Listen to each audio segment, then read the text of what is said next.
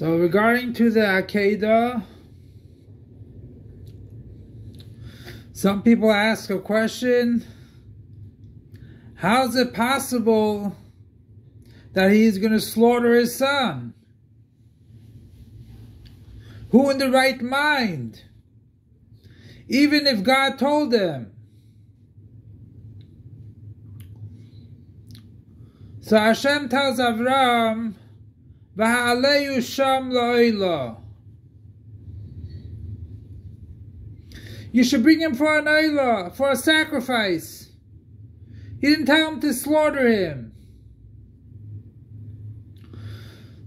So Rashi explains it was some kind of a conversation between God and Abraham. That what is going on over here? Why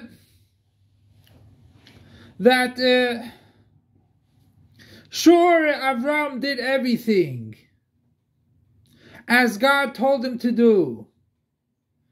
But once he heard that the Malach tells him, don't shecht Yitzchak, so right away he thought, wait a second, I am not befitting to fulfill God's will. He told me to bring him for Eilah. So I'm not befitting to be God's will. If I'm not befitting to do God's will, so he doesn't let me shecht him. May I not be fitting? So Hashem tells him afterwards, Ata yadaiti kireh likim ata. Now I know you're a God-fearing Jew. To tell him that it has nothing to do with your being fit to do it or not. You were never told to do it to begin with. And therefore, even though he said, don't even touch him, don't make any blemish in him, he knew right away that God accepted him, because God told him, "Ati dati krei likim ata."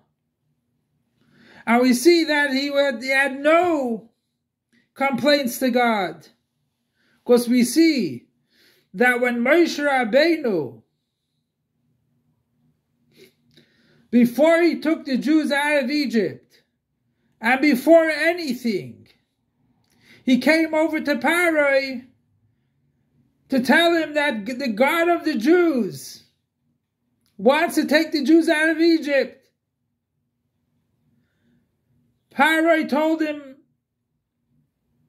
get out of here, let the Jews work. And he doubled the work and tripled the work. Not only you had to do more, but you had to even get your own supplies. Beforehand, they got supplies, whatever they needed. Now they had to get supplies and everything else. Moshe Rabbeinu says, why do you do bad to the Jews? There's nothing wrong with telling that. Because the Jews are very important. And he made it harder for them. But he said he's not like the forefathers, never asked him. Never even thought about him. About his midos. Never even thought about anything. They just did what God wanted them to do. And we see that even though Avram was told, as soon as he came to Mitzrayim, as soon as he came to Eretz Yisrael, he right away, there was a hunger. He didn't say, God told me to go here to Israel, now there's a hunger, he's sending me out. No. And the same thing with Kach noas bincha, take your son as a olah, as a sacrifice. He didn't tell God, wait a second, you told me that I'm going to have kids, or I'm going to have Yitzchak, and he's going to be the descendant and everything else. I could have just had Yishmael. Why do I have to have Yitzchak and bring him as a Kedah? He didn't tell him that. So basically, he had no complaints to God. He had never thought, didn't have any bad thoughts towards God. That maybe God does not know what he's doing. There's no such thing, specifically by the forefathers. There's no such thing.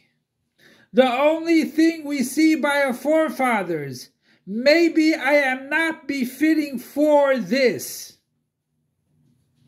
Yaakov said, maybe I don't have enough zchusim.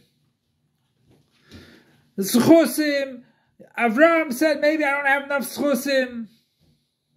It's always that the problem was with them, not with God. And that's how we have to act these days also. There's no such thing as saying God does not know what he's doing. Or, why is he telling me to do this when there's this hardship? Why does he want me to put on film when I have this hardship? Why does he want to tell me to give tzedakah and I might to give tzedakah? Why this and why that? We don't do that. We always have to look on ourselves and make a cheshbon tzedek, a right account.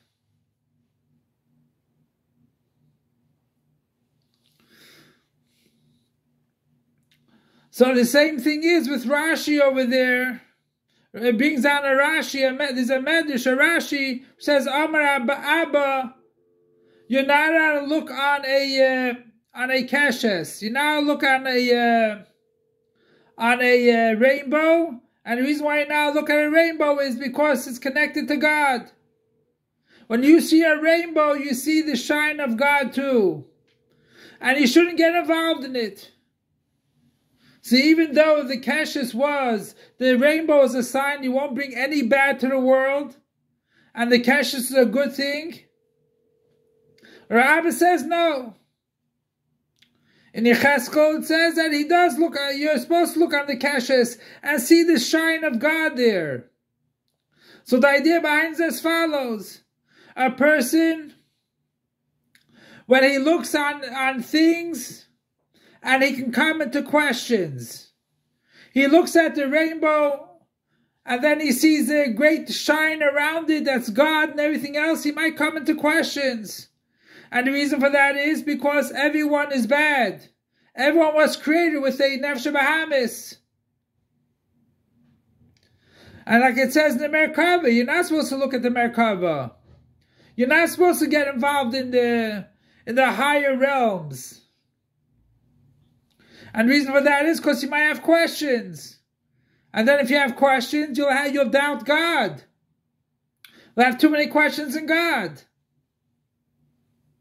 Then how can he do that and how can he do that? So we know a story of the Alter Rebbe, I think when he was younger. There are a few different people. One person said, great rabbis also. If I was God, I'll do the same thing he did. If I was God, I would change the way he runs the world. The Alter Rebbe says, if I was God, I would do the same thing he's doing. And the reason for that is because God knows exactly what's going on in the world. And he gives us whatever we need. He gives us what to survive. And we can never have questions on God. Sure, you can have complaints to God, but no questions. If things go bad, take the bad as a solution, as something which is good for you. And Be'ez Hashem, then now looking into God, learn Chassidus, that's enough. Zayar, not necessarily. And going in different realms of God and everything else, that's not for us. That will be when Mashiach comes. Learn Chassidus. That is something which is down to earth. And Be'ez Hashem will come to the time that the keshes will shine, the rainbow will shine in full glory. Like it says, look forward for the steps of Mashiach when you see a rainbow. And the idea is that we have to demand the Geula. Tell Hashem we want the Geula and we need the Geula. We need redemption. And let's do as much as we can without questioning God. Long live our master, teacher, and Rebbe, King Mashiach forever and ever. Long live our master, teacher, and Rebbe, King Mashiach forever and ever.